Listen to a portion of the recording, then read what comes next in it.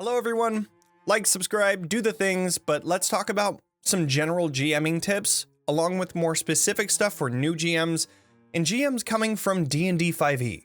If you are a newer GM, Candela Obscura is a great starter TTRPG to learn. The rules are simple, there truly isn't a lot of moments where you need to refer to the rules for something. As a new GM, here are a few tips to running the game. First, you need to learn the rules. Check out my how to play video as well as the lore video to get you started. Once you know how to play, this is when you're going to run the game. When your players roll full successes, which are 6s, failures, 1 to 3s, they're typically easy to understand what happens as a result of their actions. However, mixed successes are the more challenging ones where you will need to figure out some sort of cost with their success. This can look anything like the document they found has ink covering most of the letter, or they take a bleed mark when they grab a magical phenomena. As I said before, having your players' fears can come in handy during these times. Maybe the nearby bleed causes them to hallucinate and see something. If you truly don't know what to do,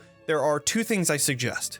1, delay the cost. Hold on to that and have it come up later in the story. Nothing that'll break the game, but something that will create conflict. Or 2, ask the players what they might think the cost would be. As GMs, sometimes it feels like we need to know all of the answers to all of the questions, but that's quite literally impossible. TTRPGs are based on collaborative storytelling, which means the players have a say in how the story goes. When you're stumped, I guarantee the players will have some sort of an idea of what could happen. And sometimes it's worse than something that you could have ever come up with. Now, I'd like to revisit the rule of 3 that I mentioned earlier in this video. For some reason, human brains love sets of 3. We apply this rule to TTRPGs by creating 3 locations, 3 places of interest per location, 3 clues they might find, 3 interesting NPCs they can talk to. We can even go further to add 3 details for those NPCs, including a secret they may have, 3 items the PCs might find as they explore. If you're anything like me, when I first started, I prepped a lot, like 9 interesting places, 20 NPCs, magic items. Don't do that. Well, do it if you want, but you might find yourself shoehorning the players to go to a specific place instead of moving the world around them. What I mean by that is that your clues shouldn't be stationary. Sure, some of them might be too large to move, but if the players go left instead of right, hey look, that clue just moved over there.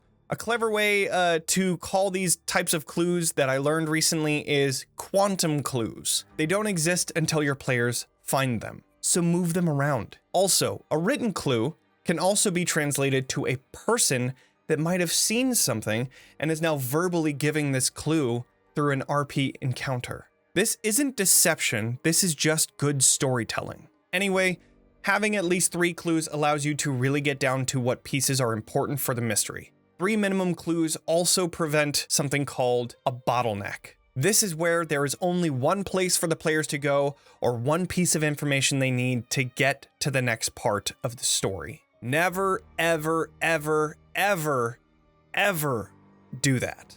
I guarantee your players will not go there or they won't find that piece of information and the plot is ruined.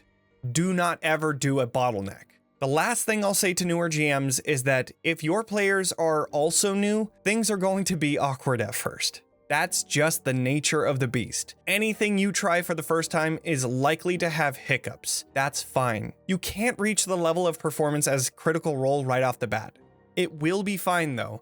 Your players will eventually understand how to play, you will understand how to GM, and you all will have fun together. If your players need a little encouragement, I highly recommend running the call as part of the assignment. That will allow your players to describe what their characters are doing and start to warm up their role-playing muscles. Another thing you might want to do is create a GMPC or an NPC that follows the group around and basically becomes a talking piece for the GM to speak to the players in character. By setting the example of in-character play, players will be more willing to buy into that. However, be careful with your GMPC not to outshine your players. This is not the place for the GM to do that. This is a place where your players are the heroes-ish. If you want to shine, consider asking your group to do rotating GMs so that you get a chance to play. Okay, now I want to talk directly to the GMs of D&D 5e.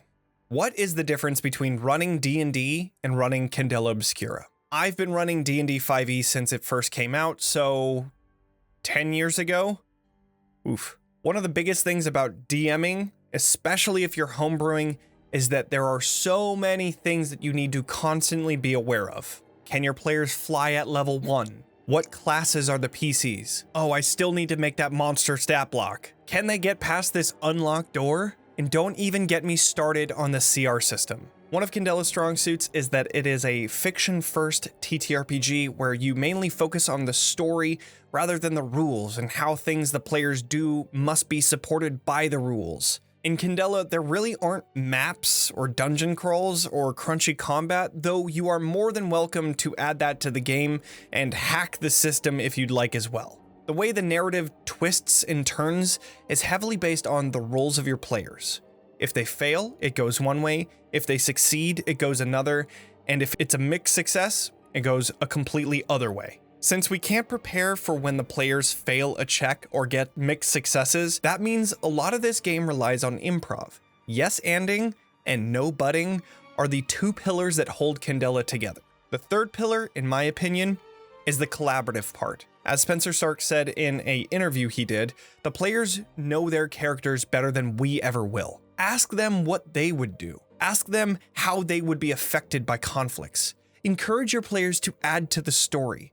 This makes our jobs much easier, and it's honestly a huge weight off our shoulders. I find that Candela is a lot more focused on the collaborative piece than D&D ever has been. When they made Candela, they wanted it to be an inspiration for your games, but not a recipe book for how things needed to go, which I really love. That means that you don't even need to know all of the lore about the world. Just make the world fit whatever story you want to tell your players. Another huge difference in Candela is that monsters don't have attacks, don't have HP, and don't have a stat block. That means that your players will need to get creative in how they deal with the monsters. This also means you as the GM need to highlight weaknesses this monster may have, enough that your players can pick up on it. These weaknesses may be apparent in the clues that they find or in the information they find from Candela's libraries. Either way, the players should have a decent idea on how to deal with the BBEG by the end of the game. As the GM, it's also important to use all of the tools at your disposal.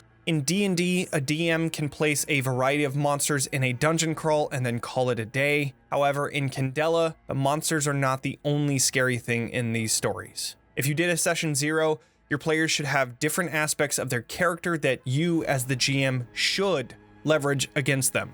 The horror genre is meant for big problems with limited resources to deal with them. The final thing we'll talk about is combat. As I said before, Candela focuses more on the fiction and the investigation, which means there is also no initiative. Players collectively figure out what they're going to do for the story when it makes sense. You may want to give them some sort of an order for doing things by taking turns, but overall, the order is up to you and your table. When they fail something bad happens. The villain attacks them and hits them for a certain amount of marks. The countdown ticks down by 2. They lose grip of the cliffside they're holding on to. The artifacts they're trying to harness backfires on them. When they get a mixed success, they may have shot and killed a guard, but not before they were shot themselves. When they succeed, they successfully dodge out of the way of a massive attack from a monster. This means you don't typically roll for these things as a GM. These things happen in reaction to what the players are doing. This might sound a little scary since there's no initiative and you're playing in reaction to your players, but this is a lot more natural than initiative and taking turns like that. This follows the narrative and is more suspenseful for the players because with each roll, something terrible can happen. Damage also works a little differently than in D&D. First, there are 3 different types of marks you can take. Bleed, which is the corrupting after effects of magic.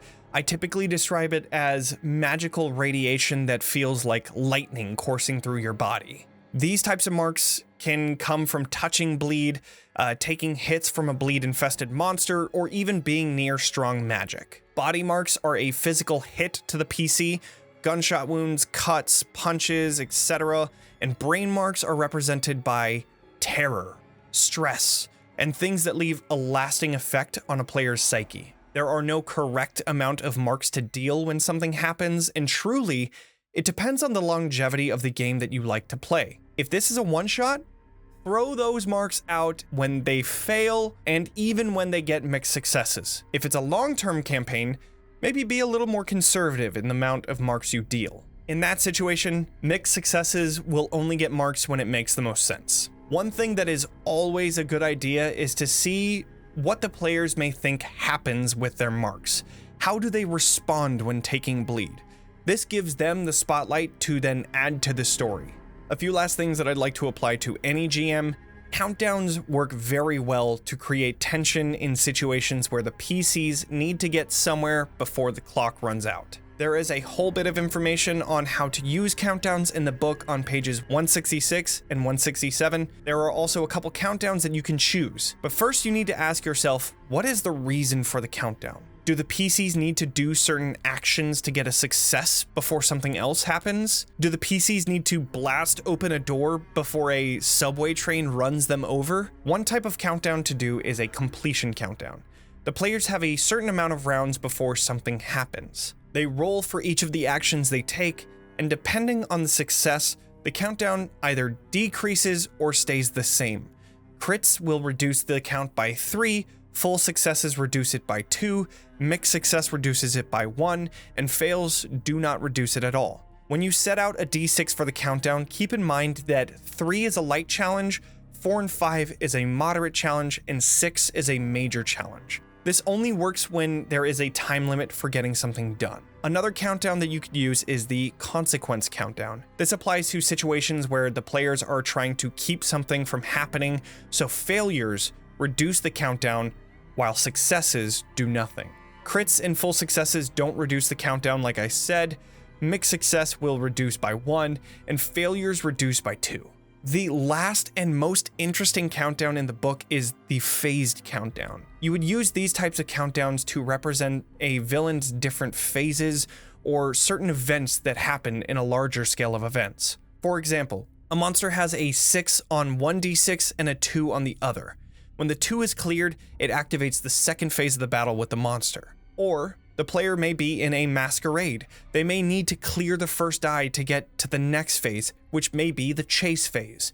If they fail either phase, the person may have planted a bomb and then it goes off. Each of these phases should be distinct and a new challenge altogether. Otherwise, it just turns into the D&D combat of attack, hit, roll damage, which is boring. A rule that will always trump the countdown values is when a player does something particularly impressive or leverages a piece of equipment or knowledge, you can always increase or decrease the amount of ticks the countdown goes up or down. The final thing I want to talk about are making stakes apparent to your player. In Candela, there are low stake rolls, regular stakes, and high stake rolls. When someone is doing an action that is a little ambiguous of the stakes, feel free to use this to curb their expectations of the results. If they're looking for a document in the house, that would most likely be a low stake roll, which basically means the consequences of failure won't really result in something drastically changing of the story. If they're attempting to grab someone from the monster's grip, this could be a high stakes roll. Additionally, in this situation, you may want to give the players a choice. Set their expectations for the action they do. If they do this, they may find themselves in the monster's grip instead. This gives the players full control over what they would like to do. But that is pretty much it. The only thing left to say is, if you're like me, you might be anxious whenever you run a game. One of the best things to keep in mind is that this is a table with your friends. You can always communicate your anxiety and let them know that you'd like their patience as you play through the story together. You don't have to be critical role level gameplay and acting to have fun. This is a game, and as long as you're doing your best, you and your friends are going to have fun. Thank you all so much for watching. I truly appreciate all the support you folks have been giving me as we all collectively learn this TTRPG together. If you have any questions or requests for future videos, please leave me a comment. I would be more than willing to make more videos to help GMs run Candela, but I need your help to tell me what you may struggle with and what you may need advice on. Now, go out there and run some spooky stories.